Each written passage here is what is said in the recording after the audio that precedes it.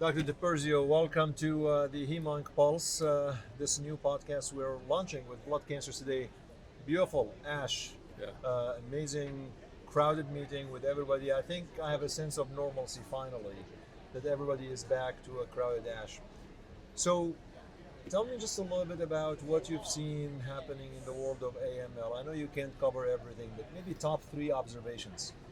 So I think that the first observation has to do with probably there's a new targeted therapy for a certain class of AML and ALL that carry MLL rearrangements. These are these menin inhibitors. So these menin inhibitors block the normal interaction of menin with MLL, and this results in a altered binding to chromatin, and it alters the differentiation of the leukemic cells. So ALL and AML, whatever carries an MLL rearrangement, they're also effective in patients that have NPM1 mutations as well. So this is an oral therapy, which is nice for patients. Oftentimes, these patients have no other options because these MLL, as you know, these MLL rearranged leukemias are horrible and they relapse even after transplant. And so this is something that can provide a bridge to transplant or even maintenance therapy after transplant, which is very important. They induce differentiation of AML blasts and ALL as well. And what happens is after this round of differentiation, there's a disappearance of the blasts and then there's normalization of blood counts. Not in everyone, but in 30 to 40% of patients. And then the interesting thing is that the patients become MRD negative, a bunch of them. So it really is not only getting people back into a morphologic remission, but also getting them into an MRD negative remission, which means a lot if you're going to take them to transplant. How often do we see MLL in AML So, and ALL? yeah, it's probably represents between 10 and 15% of all AMLs.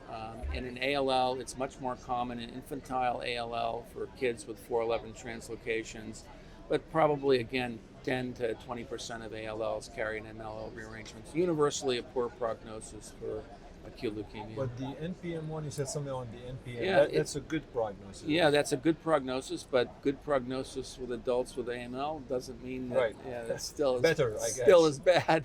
So, those patients relapse with reasonable frequency also, and when they relapse, they have only the option of transplant, and even many of them, if they come to transplant with active disease or MRD positive disease, they'll relapse after transplant. So this also provides them with bridge to a second transplant, bridge to transplant, and also a possibility of getting them into remission as maintenance therapy after transplant. So Great. it's good. Your second observation. A second observation is that after I just told you about what advances we've made with small molecule therapy for AML, I'll have to say that we have not made many other advances in AML. And this is a tough nut to crack. So number one is that we've been trying to find immunologic approaches to AML, right? Targeted therapies, bispecifics. So the curious thing is that all of these bispecific therapies targeting AML antigens like CD33, 123, CLL1, etc., FLT, are associated with the same poor response rates. So CR rates in the 5 to 10% range and very high CRS rates. So lots of toxicity and lots of disappointing results clinically. And so the same thing can be said for the few CAR studies that have been done. With the exception of very few studies coming from China, most of the non-Chinese studies have looked at immunotherapy with CARs and the same dismal results. Lots of CRS, very poor response rates. So the question is how to get past this. So one interesting approach would be to do what Vor is doing, and that is that they're deleting the target antigen in the stem cell population, transplanting patients with antigen depleted or deleted by CRISPR stem cells so that the hematopoiesis of the host comes back with no CD33 on it. So you don't need 33 to survive. And then you can go in and target 33 with impunity, and these patients theoretically will have less toxicity and more efficacy because there's not a sink. That has to be proven. So they've treated one patient so far, and everybody's anxious to see how things go forward. Other groups are trying to do the same thing with other targets, so CLL1, CD123. These are tough ones because some of them are critical for for AML survival, but also for normal stem cell survival. So you can't take them on the normal stem cells. Well, I mean, there's a lot of thoughts into that. I mean, what you're describing in a nutshell is how AML has become various diseases based on the genomic profile. Yeah. But there are, some that would say, I could do the HMA venetoclax for these patients regardless of which cytogenetics and it still works. Are you from the school of thought that some therapies work regardless of which mutation we're dealing with? Yeah, I think so. And obviously immunotherapies would be one of those examples, right? They target an antigen, so regardless of the cytogenetics, an immunotherapy will kill a target cell as long as it expresses that antigen. And the same thing for venetoclax. For the most part, there may be some subtle differences between AML types, but for the most part, BCL2 represents still an important liability for AML cells. And if you can inhibit that, at least if they've not been treated in the past and they're sensitive to other agents like HMAs, but also chemotherapy as well.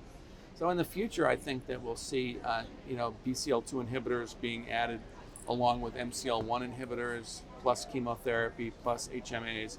And I think we'll get better results, but will we actually cure anybody? Will we get anybody into remission for a long period of time? It happens, but it's not going to be common. Your third and last, well, you have more observations, but the third for this one. The third observation has to do with transplant. And so I think, what I think is happening is that, there's a distinct decrease in the number and extent of complications post-allogeneic stem cell transplant. And it's been a trend, this has been trending, if you will, for the last few years. And one of the issues is why is this? So I think one of the issues is that we're very much more attuned to picking up these small things that happen to patients earlier because we have interventions. And if somebody develops pain in their liver, we immediately look for a veno-occlusive disease. And if people have it, then early intervention might save their life. Also with graft versus host disease, we have algorithms now that can identify high-risk patients, but also we pick them up earlier and we can add drugs like JAK inhibitors to reduce the severity and the risk of GVHD. So over time, we've seen two things happening. Number one, I think the outcomes of allotransplants for patients in this country has been better and better with less morbidity and mortality. The second is that the patients are getting older and older. And so the older and older patients, the biggest problem with those patients are relapse because their disease is different. So we've got to figure out ways of providing post-transplant maintenance therapy to keep these diseases in remission. So if you have an MLL rearrangement, then it might be a menin inhibitor. If you have a splicing gene mutation, it might be prophylaxis after transplant or maintenance after transplant with a hypomethylating agent. It could be an antibody like gemtuzumab if you've been transplanted with CD33 negative stem cells, et cetera.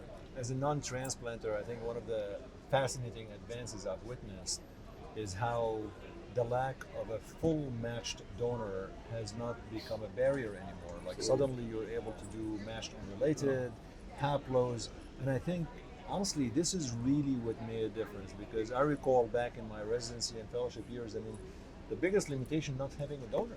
Exactly. So the interesting thing is that, we do haplo transplants all the time. Right. I think outcomes are very similar to unrelated transplants. I mean, I'm not going to get reasonably. I'm not going to get in the middle of a political battle here, but I'd say that they're very close to one another, and so it's very hard to decide which kind of donor to use. There's lots of advantages for a haplo donor. They're right there versus an unrelated, which is not right there and expensive. But the more important thing is that the ability to tolerate these mismatches is pretty amazing. And we think about, the biggest risk would be infectious complications, and they might be a little bit higher in haplotransplants, but not much. And we have better prophylaxis medications for all these infectious agents as well. We have EBV, CTLs, and we have CTLs for other viruses and good antiviral medications now that have been approved. So it's, we have good ways of treating EBV, PTLDs, and so all these things that used to develop, we have treatments for them, we identify them earlier. so the outcomes of patients are better. And you know, in mice, we do completely mismatched Well, transplants. we mice, we've cured leukemia. We cure leukemia, but we also do So- completely mismatched transplants in mice. So there's no sharing of antigens between donor and recipient. And these mice can live, of course, they live in germ-free environments, but they can live a normal lifespan after a completely mismatched transplant. We wouldn't think about doing that in a human being, would we? I don't think so. Maybe not I don't now. think so. But Maybe soon. But in future ashes, Maybe soon. in future ashes, Yeah. we'll probably talk about it. Dr. Exactly. DiPersio, thank you so much for coming to the HemOnc Pulse. I appreciate it. Thank you very much.